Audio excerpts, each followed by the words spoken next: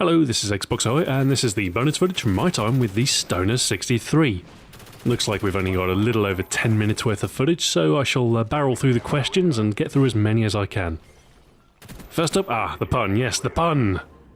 I was bold enough to make a reference to marijuana. The gasp. Idle Jim says, quality pun. I knew you're a weed smoker. Well, not exactly. To summarise, I've mentioned this before, but I'm fairly laissez-faire when it comes to stuff like this.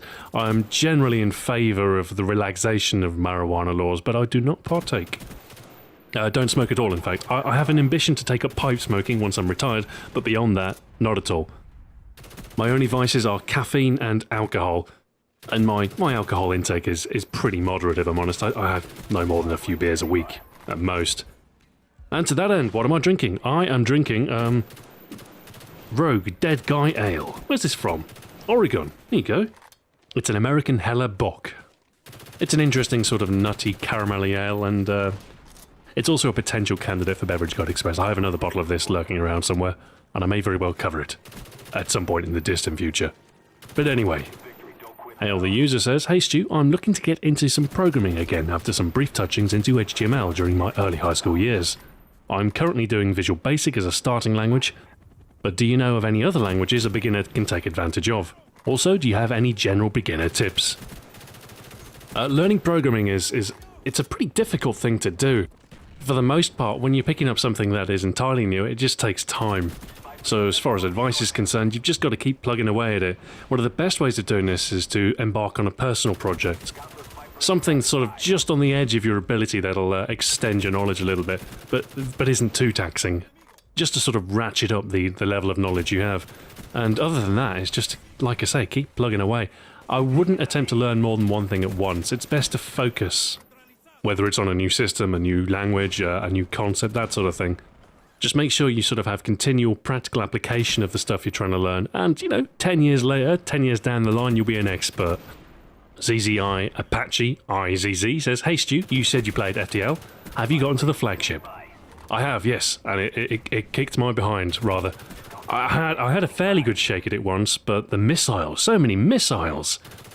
Zypher Dopeset says, looks like Xbox Ahoy won't have a Black Ops 2 series since the weapons are in the future. Yeah, that's it. There's no history, lads. Forget about it. We're all going home. Oh, I don't know. It seems like my audience is more worried about Black Ops 2 than I am. It'll be fine. Don't worry about it. It'll be like the Black Ops guides, but, different. Tailored to Black Ops and the PIC-10 system. It'll be fine. Everything's going to be fine. MNK00000 says, Stu, GTA or Saints Row? Well, try as it might, Saints Row is nothing but a GTA rip-off. And admittedly, while it does its thing in a more humorous and more flamboyant fashion than GTA sometimes does, I've got to go with the classic. GTA has to be sort of my preferred of those two. I like them both, I do like them both, but I'm actually rather looking forward to GTA 5. As long as they reduce the overall number of cousin-related bowling trips, I think it should be a pretty good game. The Dr. Surgeon says, do you think you'd take up another job for Activision? With Black Ops 2 coming out, people are going to be looking for weapon guides. So your views could very well double, and you mentioned 2 videos a week. So would you sacrifice the potential of your channel growth again and take the job, or would you take a risk and see how YouTube goes? Well, this is rather the big question, isn't it, for me over the next 12 months, is where do I pin my hopes? But it's looking like I'll be going the YouTube route. Again, I'm not making any promises, I'm staying flexible right up to the very last minute, but it seems that way. However, I'd quite like to strike a balance. I'm hoping to be able to find continued work with Activision, even if it's only in sort of the capacity of doing voiceovers, or maybe some other smaller projects. So I'd hate to see the end of any sort of collaboration, but at the same time, I'm rather looking forward to YouTube, because the thing about YouTube is that it is uniquely rewarding. You post your video, and then within 5 minutes you've got, 100 comments?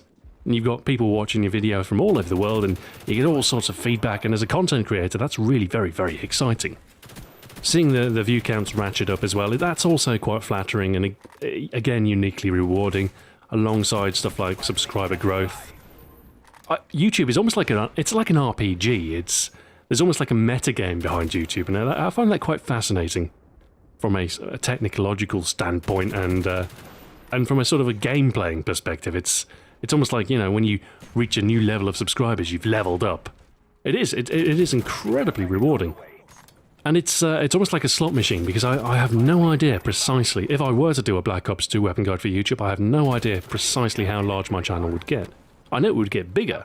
I know, since I'd be playing to demand rather than doing a 2-year-old game, I'd be hitting prime demand, and I'd probably see much stronger growth as a result. But, you know, how much? How much would it be? Could I reach 300k subscribers before Christmas? Could I reach 400k before Christmas? Maybe within a year I could hit 1 million. You know, that's a bit of a stretch goal. That's another 800,000 people, but who knows what could happen over the course of 12 months. But anyway, this story is yet to unfold, and we'll see what happens in November and over the coming months. It should be exciting anyway, and I do hope you'll join me. North Vane says, if Call of Duty asked you to come up with a new perk, what would it be? I would have a perk called YouTube Pro, and every time you kill somebody, it automatically subscribes them to your channel on YouTube. I think that would be pretty swell. And plus, you know, it would provide a whole new incentive for playing the game a lot. You know, a solid evening's worth of gaming and you pick up another couple of hundred subscribers, that'd be worth it. Realm John says, why is this class setup a different one than on Elite TV? On Elite TV, you recommend to use the Stoner with Scavenger, Sleight of Hand and Marathon. And as secondary, you recommend the Law, but why? Is that some kind of premium version you're not allowed to display to those who don't pay for Elite? Or did you change your mind and decided that this class setup is way better than the one on Elite? I didn't use the Elite video as a reference at all. It's been about a year since I last touched that, so I'd pretty much forgotten what loadout I recommended, so I started from scratch. As far as recommending different loadouts is concerned though, well, the simple fact is that there are multiple loadouts that work with each gun. People often say to me when I recommend something, you know, they say, don't use X, you should use Y instead. And quite often, I mean, they have a valid point. Y is often quite good on any given gun, but I recommend X for different reasons, for a different class concept. And that's how I sort of build a class. I come up with, I try and sort of pin down the unique traits that define a weapon. So the Stoner is kind of half assault rifle, half LMG. The HS-10, for instance, that's the one coming on Sunday. The HS-10 is, well, it's the only dual-wieldable shotgun, and it can output a tremendous amount of buckshot at close range. It absolutely dominates in close-quarter gunfights, as long as you're within its very short effective range. So I take these traits and I come up with a couple of watchwords for building a class. In the case of the Stoner, it was basically just getting as much effective lead on target as possible. So obviously extended mags, so you don't have to reload as often. Hardened helps to get effective lead on target because you can shoot through things more easily.